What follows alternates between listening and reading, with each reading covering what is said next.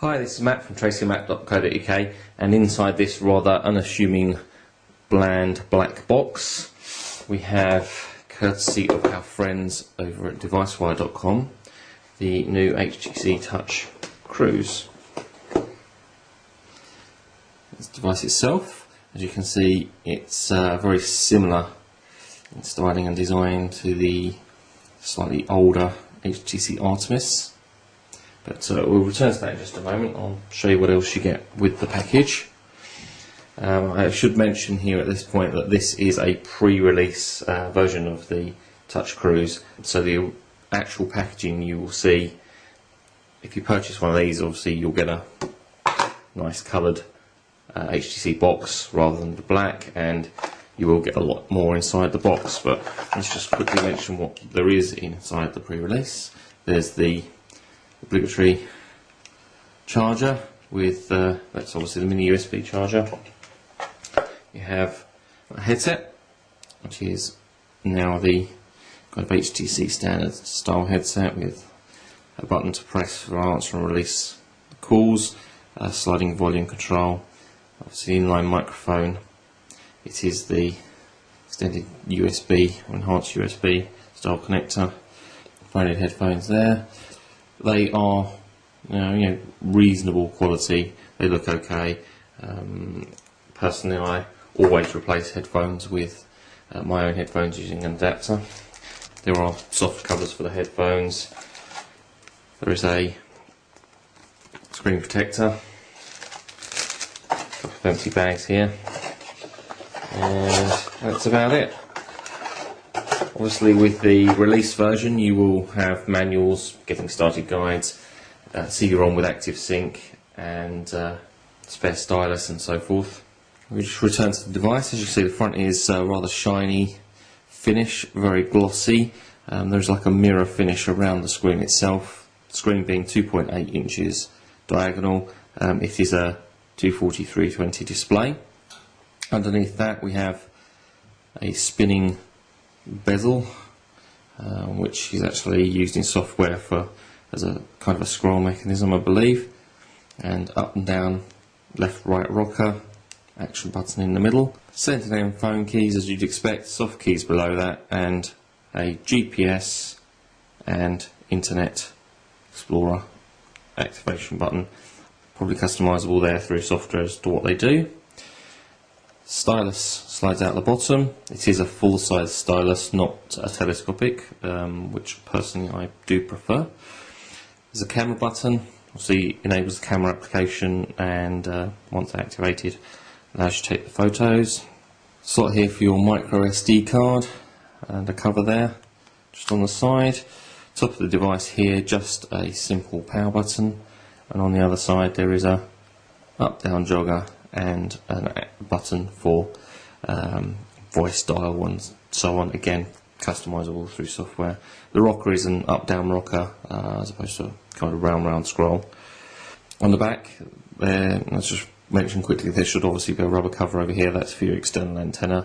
There's also a cover over an external GPS antenna socket. Just below that you've actually got a 3 megapixel camera, which is, I guess, slightly unusual. They tend to be of the 2 megapixel variety. 3 megapixel with autofocus. Below that you've got a little mirror, again should you wish to take photos of yourself. I guess some people must do that.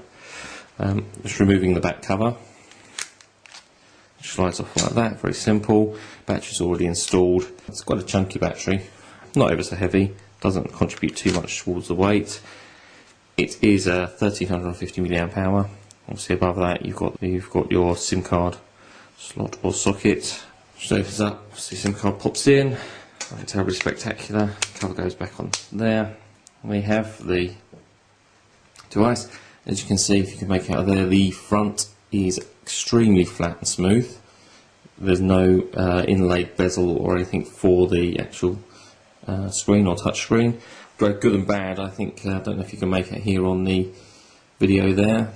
Shows it up just about.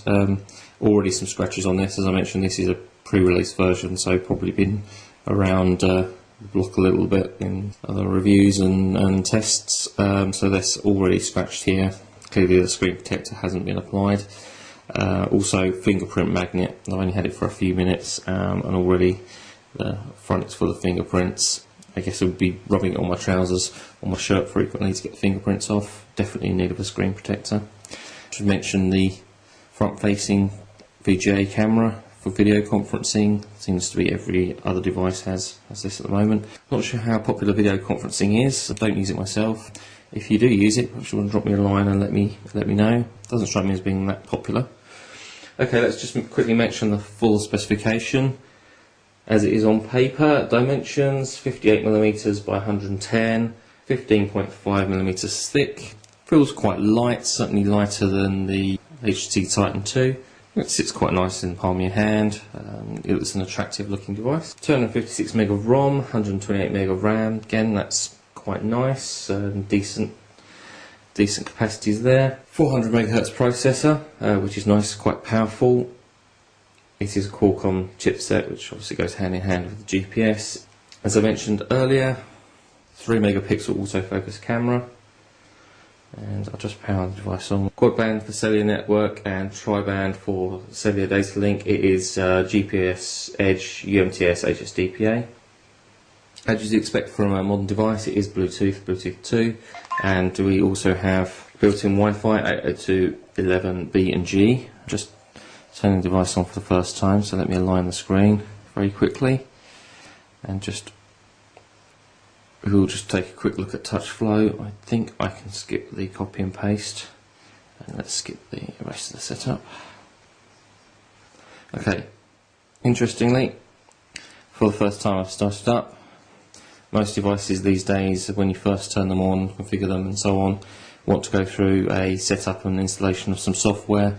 None of that here. Fairly generic installation of Windows Mobile 6, obviously with the touch flow laid on top of that.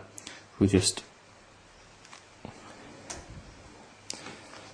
activate the cube, as we come to expect from the touch branded devices. There is the touch flow cube, and swipe gestures do turn that on and off.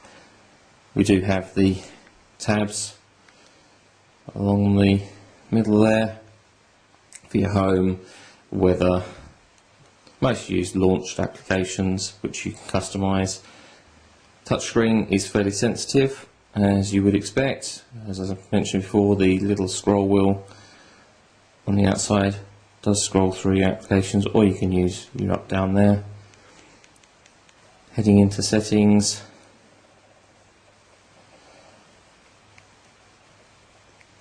nothing terribly spectacular. There is a mention in system, obviously, of the GPS, and obviously also of touch flow. Heading to programs, scroll through, pretty regular stuff. Should also mention the FM radio, which is included, also the quick GPS service, SIM manager, pretty standard stuff. No GPS software pre-installed on this particular pre-release device, and obviously nothing in the box. I've heard that HTC will be bundling a cut-down version of TomTom 6 in much the same way as they did with the Titan 2. It will be very cut down and very localised, a kind of light version with the option to upgrade with additional maps. Currently unconfirmed as to whether or not that is the case. So there we have it. That was a quick whistle-stop tour of the HTC Touch Cruise. Thanks once again to devicewire.com for loan of the review unit.